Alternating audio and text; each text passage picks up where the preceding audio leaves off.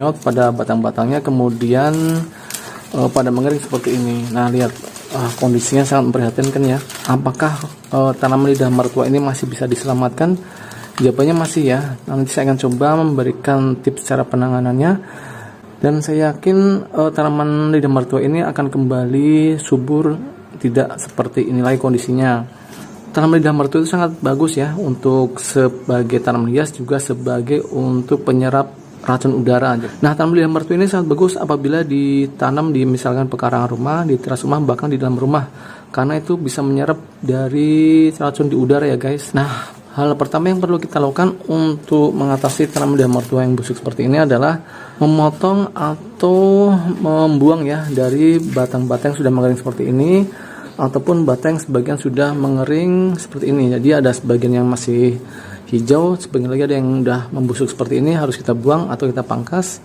Sisakan bagian-bagian daun yang masih kiranya masih kelihatan hijau semua ya, segar seperti ini. Nah, ini kan masih ada bagian batang yang masih hijau semua, berarti kondisinya masih memungkinkan hidup dengan subur ya. Oke guys, pertama yang perlu kita lakukan adalah mengambil sebuah golok yang tajam ya, seperti ini. Golok di dapur, pokoknya yang tajam, jangan sampai tidak tajam ya. Nah, lalu kita pangas-pangasin bagian-bagian yang membusuk atau mengering seperti ini.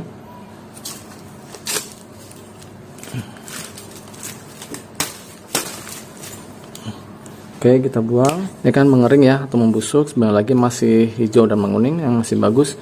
Ini juga kita pangas aja. Pokoknya kita sisakan bagian yang masih sehat. Nah, oke guys, ini hasilnya ya. Ini yang sebelah kiri yang akan saya pakai, dan hasilnya emang cuma segini ya, yang kondisinya masih lumayan. Ini walaupun ada beberapa ujung-ujung yang saya pangkas karena emang di ujungnya itu ada bagian membusuknya. Ini juga ya cuma satu nih yang masih utuh ya, sampai ke bawah yang lumayan agak sehat. Yang lainnya saya pangkas-pangkas semua, dan paling lumayan lah dibandingin bagian-bagian yang lainnya yang benar-benar sudah membusuk semua. Lalu bagian akar juga saya potong jadi dua. Nah, lihat ya, itu lihat. Ini yang sebelah kanan saya potong sebelah, lalu sebelah lagi saya potong lagi. Jadi bagian akar juga saya pangkasin ya, jadi lebih kecil. Karena saya akan benar-benar menanam dari awal lagi di ukuran pot yang sesuai dengan besarnya tanaman yang udah saya selamatkan ini ya. Ditunggu video ini sampai selesai guys, agar tahu cara penanganannya, oke?